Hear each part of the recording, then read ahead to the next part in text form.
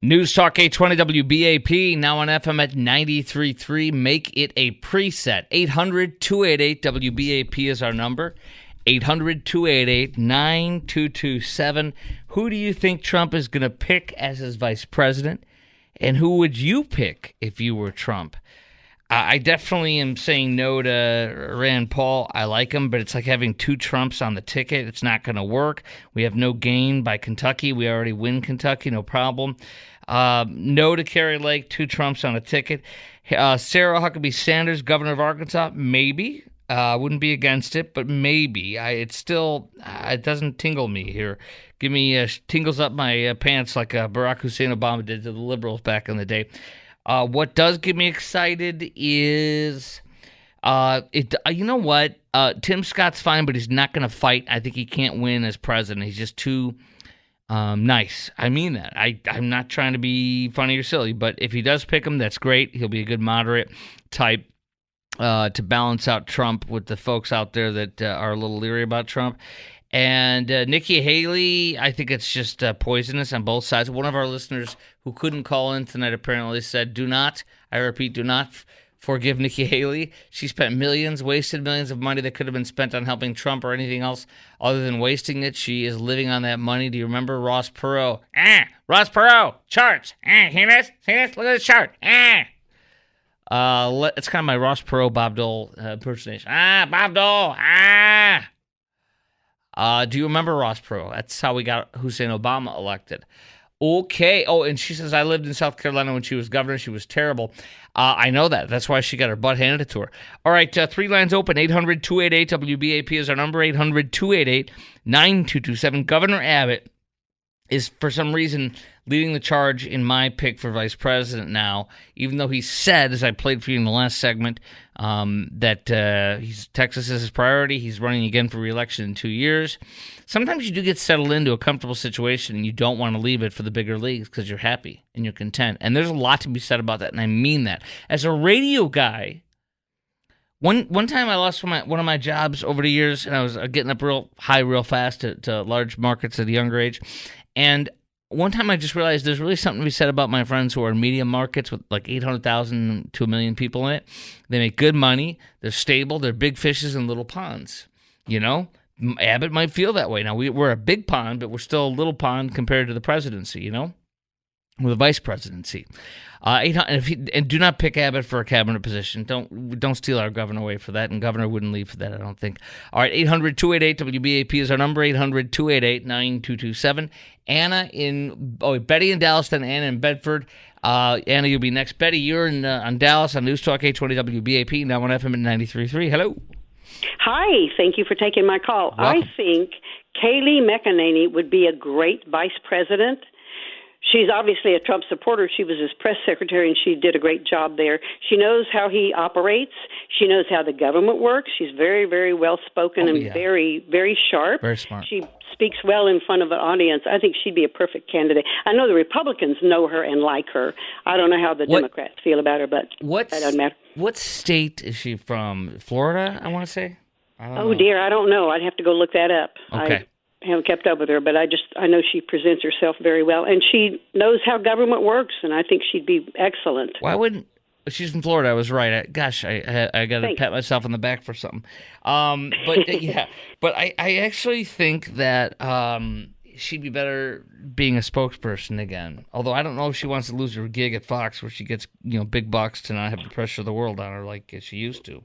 Right, that's true. That's a good point. So yeah, she does. She's a big influence there. Yeah, and I think as a governing type, she's untested, and so I'm kind of like, But, well, Anna, what's your second pick? I mean, what do you think about Abbott or Tim Scott or, God forbid, Nikki Haley? No to Nikki Haley, definite no. I like Tim Scott very much, but I kind of agree with what you were saying. He doesn't come across that strongly, and he's not a known name. I don't know that that's a bad thing. I think he's a great guy, and I know his values are wonderful, and yes. He'd do a great job. He has a beautiful story. I don't know if he could sell it. Yeah. He has a beautiful story being mentored by the owner of one of the Chick-fil-A's, and being broke, coming up from a single mom family, right, and becoming an evangelical Christian and becoming who he is. And it's a beautiful, amazing story. And I think as long as he Here's the thing. I'd be for him to be vice president as long as somebody can beat him on the Republican ticket and run for president and win. That would be my fear, because he'd be great to win as vice president, but after that, I want somebody to run against him for president in our party and win. Mm-hmm. Like DeSantis at that time, or Governor Abbott, but I don't know if he's ever going to run. What do you think about Governor Abbott, though? Oh, I love Governor Abbott, but I like having him here fighting for us in Texas. And I understand what he's saying. I don't think he's just copping out that he's comfortable. I think he feels he really has a mission here to continue to help Texas, and he's great at this. And I can't imagine anybody else doing it better. He's not perfect, but he's really great in what he's doing right now, what he's been doing for us and on the border and just fighting for us. And I trust him. He's very trustworthy. Do you think he would say no to Trump if Trump came to him and said, "Look, you're my guy"? Good question. I think he might say yes, but he would want to make sure that Texas is in good hands behind him. I really think he cares that much. Well, he's a happy warrior and a wonderful asset. There's a lot of issues that you and I, I'm sure, have with him, but he's been fantastic lately. Great really call, Betty. Thank you very much. Look forward to your next one. 3 lines open at 800-288-WBAP. Actually, 4 lines now. 800-288-9227. Anna in Bedford, you're on News Talk 820 WBAP, now on FM at 93.3. Thank you for taking my call, Chris. Great Welcome. show. Thank you. Before I answer your question, the Nikki Haley, I think the thing I just turned me off with her was when she said that she never did what Trump asked her to, and she never will, when she responded to a question about 3 or 4 weeks ago. Mm-hmm. And I think she was just trying to show off. So I thought, well, that kind of answers it, sums it up, that she should have no position. Plus the fact that, I don't know, he already had people turncoats on him, spies and stuff, and I just wouldn't trust her. Yeah. But to your that's the thing. Where I can't get over it is she will do what the others have done to him, and some of them, to be truthful, some of them you can't blame them for being negative on him for whatever reason, whether you agree with it or not. But most of them are turncoats. I don't expect anybody to be blindly loyal to somebody to a point where they're like, I can't do this anymore. If you can't do it, you can't do it.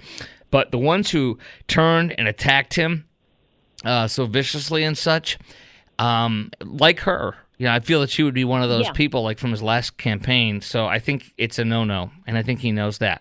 I mean, she pretty much responded like in her prior position. She never did what he asked her to, and she never will. So are you sure? To me, it's kind of like, look back. There's about an interview about 3 or 4 weeks ago where she kind of said that little snarky remark, and I thought, geez, because she more or less was trying to be, I don't know if it was bravado for the media or what, but she responded. If you look it up, you'll see where she said that as a response. But I didn't see anything, and I didn't notice anything or see anything in those 4 years. Or 3 years, whatever it was that she was.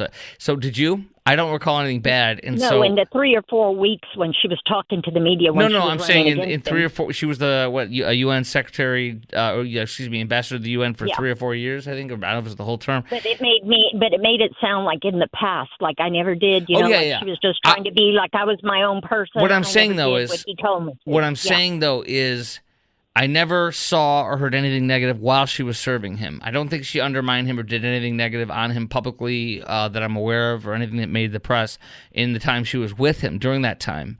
And I thought she was I got to be honest with you, I can't stand all the stuff she's said and done and what she's done in the past several months. But I can tell you this: I thought she was fantastic as the UN ambassador. I had nothing but positives. I think everything public that I saw and everything I read, I never saw anything about her being nasty on him or not doing her job for him, and I think she did a really good job for him. That's not to say that I feel the same way about her now, but what she did was good, and I liked it and saw nothing negative. Is that fair? Like while she was under Trump? Yeah, but I just was saying that a response like that, it was like, so are you combining your whole 4 years that you felt this way about him? Right. Or that's what I'm looking at. I agree. Like, when did you feel this way now that you're responding, or is it to show off in front of the media? It's okay to have to start hating your boss.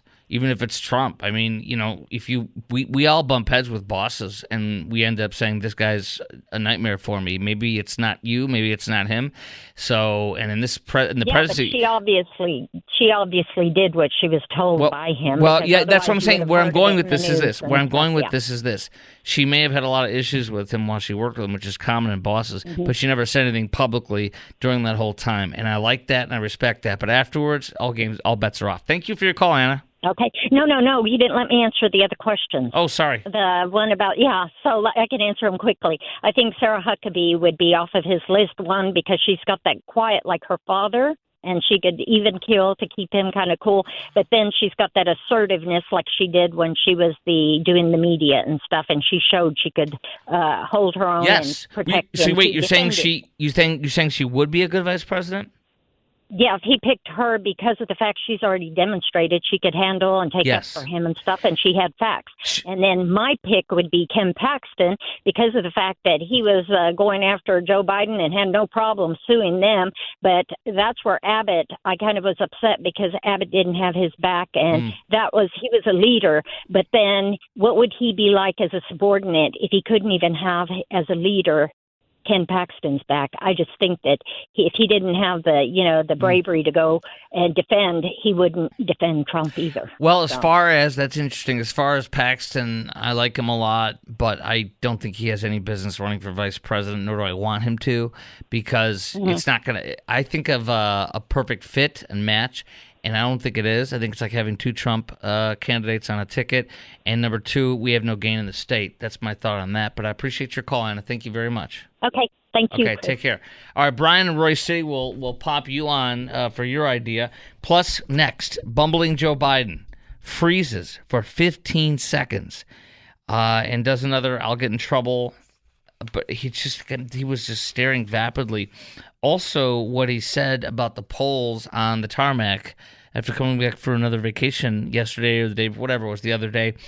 And it's just really, really embarrassing. All that coming up next on the Chris Crock Show. Our number is 800-288-WBAP, 800-288-9227 on News Talk 820 WBAP, now on FM at 93.3. News Talk 820 WBAP, now on FM at 93.3. Make it a preset. 800-288-WBAP is our number, 800-288-9227. Joe Biden freezing when asked a question at the microphone. He once again says, they're not going to want me to talk, et cetera, et cetera, et cetera. And it was a horrible look. I'll play that part for you in a minute, but it was bad. It was bad. I think I can pull it up right here on one of my pieces of audio. Yeah, it's right here. Let's see here. Okay, here we go. Let me go with it right now. Okay. It's playing in a second. I also have another one of him not doing well at all. I'll play them both for you here back to back. Then we go to your call with Joe Biden's mental acuity. Also, vice presidential picks as well. Would love to hear from you on that. 800-288-WBAP, 800-288-9227. Here's Biden and his issue with this here. Hold on one second, and I got to go back. Dang it. Always a problem. First, we'll play the one on the tarmac when he's asked about this, because it's embarrassing. When he's asked on the tarmac, what about all of his bad polls? What does he think about that?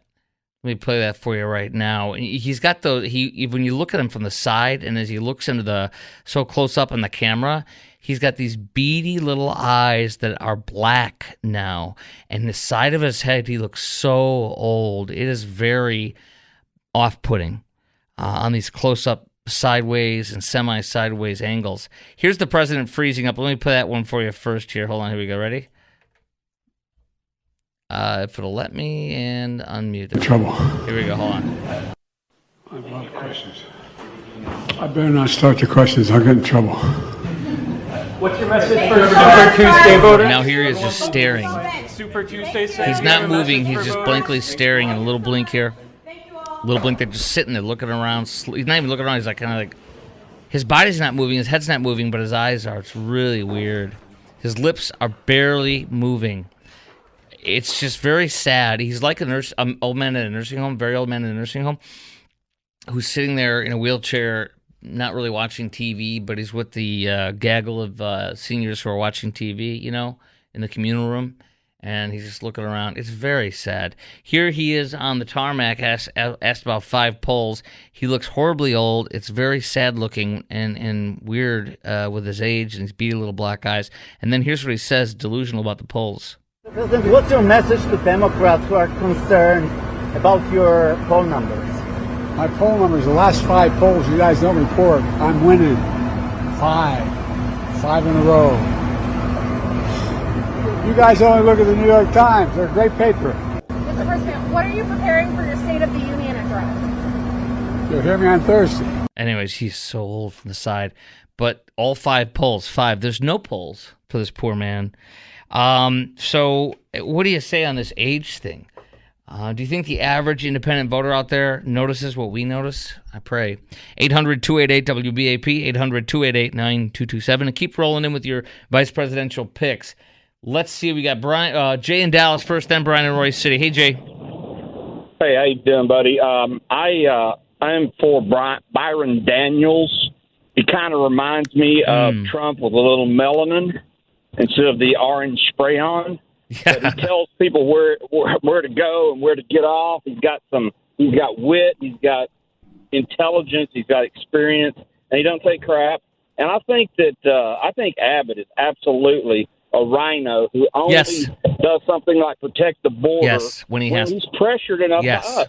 And I want the guy out. And I tell you who else is Cornyn. Cornyn has sold no. Cornyn is way worse than Abbott. Cornyn is Mitch McConnell. Yeah, but he's scum. And, my congressman, Jake Elvey, he went to Annapolis, graduated fighter pilot, and he's a freaking rhino, and they just voted him back in. I don't know. I don't know how we get the voters educated so they quit revoting the rhino because that's the only name they know. I don't know what to do. My theory about I don't want 2 Trumps on the ballot would hold with Byron Donalds. I love him very much. But I feel the same way. It's like having 2 Trumps on the ballot, and that's not going to help us, I don't think. So I think that would attract the people of color. I don't know. They would love it. Maybe you might be right. I mean, he has balls, to put it bluntly. Yeah, they want to tell the people that have had their foot on their throats because you know what? Have been treated like crap. That's why the black vote and brown vote and other vote is surging with Trump. Because they want somebody that has a pair of cojones and is going to lay down the law and fix this country. Appreciate your call, brother. Brian in Royce City, you're next. Stand by. And I also want to hear from you. You'll also hear from Hillary, cackling, hacking, coughing, lounge lizard, lozenge lizard, Hillary Clinton, talking about how Biden is old. She admits it. So that plus all these freezing and staring and not talking. What do you think? Do you think the average people, independent voters out there, notices what we notice about this man's mental health? All that coming up next, plus your VP pick. 800-288-WBAP, 800-288-9227. Chris Crock Show, News Talk 820 WBAP, now on FM at 93.3. News Talk 820 WBAP, now on FM at 93.3. Make it a preset. 800-288-WBAP is our number, 800-288-9227. Who do you think Trump is going to pick as his vice president? Who would you pick if you were Trump? Moreover, how about Joe Biden's age? Well, let's see. He's apparently just so awesome. Listen. Democrats, I think when it comes to messaging, we're at our worst when we try and, speak to the head and we try and get all cerebral. Listen, I think the president is an incredibly compelling figure. To give President Biden some credit, he's done remarkable progress on the economy. The economy is objectively doing better on most macro measures. The stock market, unemployment. This is a president that has done more in his 3 years as president than most presidents has done in their 2 terms. Look at I was just with him, and behind closed doors, Joe is incredible.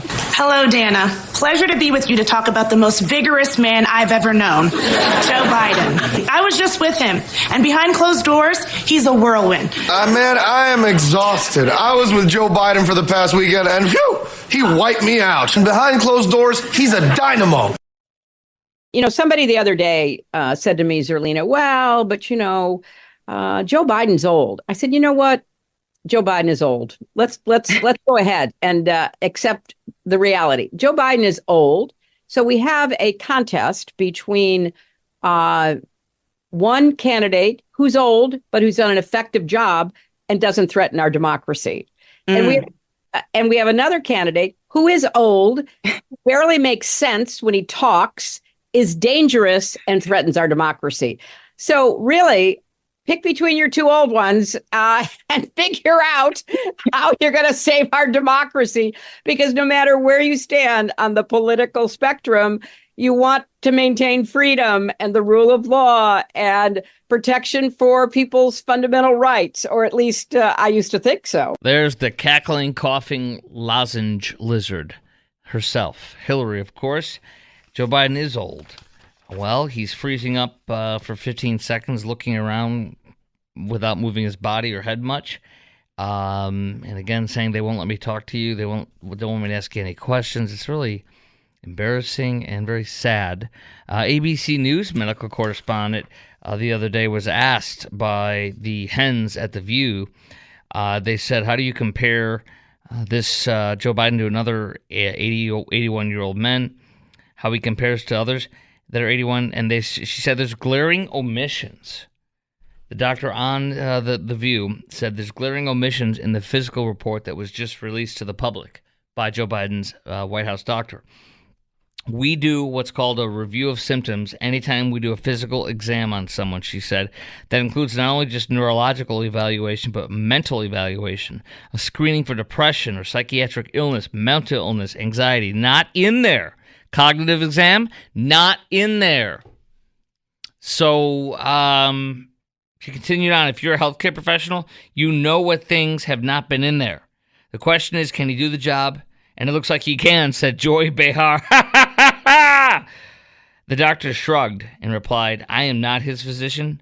But again, he does have a qualified physician, and it was a thorough report, but something is missing. So there you go. They couldn't get it out of her to say anything nice. She's like, there's a lot missing. We don't have cognitive, neurological. That's always in there. But yet they didn't show that part. Because they don't want us to see that part. You know it, and I know it. All right, so Vice President, who's your pick? Who's your favorite pick as VP? And who do you think Trump will pick? And last but not least, on Joe Biden's mental acuity and his freezing up and all the disasters this poor man has as an elderly dude who is too far gone, do you think the average independent voter out there notices what we notice about Joe Biden and his faculties being so diminished? I mean, it's obvious. Look at the polls. Democrats, I think 2/3 of them said that he's too old. I mean, this is not any surprise. But let's, nonetheless, 800-288-WBAP is our number, 800-288-9227. Brian in Royce City, you're on News Talk 820 WBAP, and now on FM at 93.3. Hello, Brian. Hello there. Yeah, I have to say this first before my VP. What's really sad is the way his handlers whisk those reporters away before anything else could be got out. Yeah. This guy's not, they've protected him so much, and they talk about us, Trump wanting to do away with democracy. My goodness. Anyway, by the way, one more thing on that, too, to add to what you said there. Trump, I kind of forgot about this. The first couple years, he didn't have a press secretary. Is what some people on Fox were saying. I didn't recall this exactly. Remember how he would take these press briefings and he would just go and answer all the questions and go freewheeling? I mean, Biden does the opposite. Anyway, go ahead. How many press conferences has he had? It's got to be the lowest in presidential history. Yes. My goodness. Well, yes, my pick is, and who I think is already a done deal, is Ben Carson. I think it's already a done deal. He's your come up from the projects success story to a world-class neurosurgeon, a Medal of Freedom winner, and I just think he'd be an excellent vice president choice, and I believe it's a done deal the way he abruptly ended his campaign. I don't think it's a done deal, and I don't think he's a good pick. And remember something, I had Dr. Ben Carson on before. Most people didn't know who he was for like an hour. I think I had him on 2 different times, and I'm a big fan of his for many reasons, but he is too calm, too boring, and too milquetoast. I think he's a good Surgeon General. I think he's a good HUD Secretary again. If he was the Vice President, he would certainly be calming. But he's like a very, very calm, too relaxed, too calm, too quiet and boring, really, almost version of Trump. And so two Trumps on the ballot aren't good, I think, unfortunately. Well, maybe yes, the day-to-day role of the presidency, but if his role is to step in case something happens to the number one. So, maybe that calming effect is, do you want him to be a robot or the number one? Anyway. No. That was my 2 cents. Well, I appreciate your 2 cents, Brian. Thank you very much. Yeah, I've always thought that Dr. Carson is, and by the way, I'm very close with Dr. Carson's campaign manager when he ran for president, for example. So this is not a negative on him. It's just he, as a candidate, I think he's terrible. He's just calm, boring, and quiet. Very boring. Can't have that. Got to have somebody. Trump sucks everything out of the room, and that's fine because that's who he is, and I love it, but it's one of the many appealing things to him. But you can't be the antithesis of that. I already rejected Tim Scott because he'd be great, but he can't run to be president. He will lose. We will lose the election because he doesn't fight for himself fiercely. He fights for Trump more fiercely, but not himself. That's just how he is. That's not a good candidate for president. Vice president, he'd be fine. But I would want somebody else to run against him and to win the presidency over him. For example, a Ron DeSantis would be good at that time. And Trump probably would endorse him, don't you think, at the end of this? All right, 800-288-WBAP is our number, 800-288-9227. Coming up next, I don't know if you caught this. In his desperation to try to win this election, Joe Biden is really going in the wrong direction in a bad way in Israel. And last night, I don't know if you caught it, there was an amazing sweet call from a wonderful young Jewish, I don't know, she sounded younger, Jewish woman who has relatives in Israel. And she's in Dallas. And she was a dynamite caller. And she goes to Temple in Dallas. Her children go to a private school. I think I'm going to guess it's a Jewish school based on what she told me about the security level and such. The fear they live under because of the terrorists and the radical leftist Biden voters and their hatred for our Jewish brothers and sisters. And so that was a personal call in a personal, wonderful, sweet way. And I think about her when I see what Joe Biden is now doing to Israel today in a new push because he's so desperate because Minnesota and Michigan are really, all the Muslims there's tons of them, are really mad at him. Really mad. So Joe is desperately, and he's doing crazy leftist things now. It's bad what he's doing in Israel. I'll share what that is coming up next. It is not good. Next on the Chris Kroc Show on News Talk 820 WBAP, now on FM at 93.3. Make it a preset. Okay, this is angering to me. And I really was touched by it personally today when I read this in the Wall Street Journal's editorial pages. I hadn't heard about this or caught it. There's a million things going on in our news and our world, particularly with Joe Biden's wars all over the world. In Russia, Ukraine, that he caused by his fecklessness. In Afghanistan, by his fecklessness pulling out. He started it all. And then, of course, the terrorist Jew haters, Hamas, and all their sympathizers headed by Iran and its assistant Hezbollah from the north of Israel.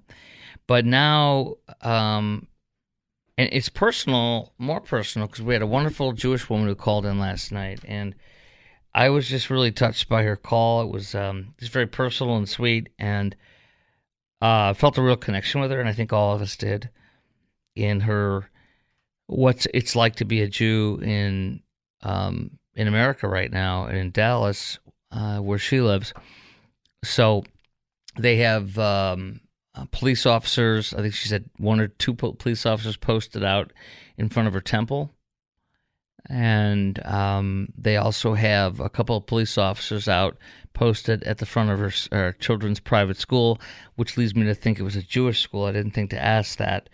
But our Jewish friends are under amazing threat by people who are going to vote for Joe Biden or are more likely to vote for Biden and will never vote for a Trump.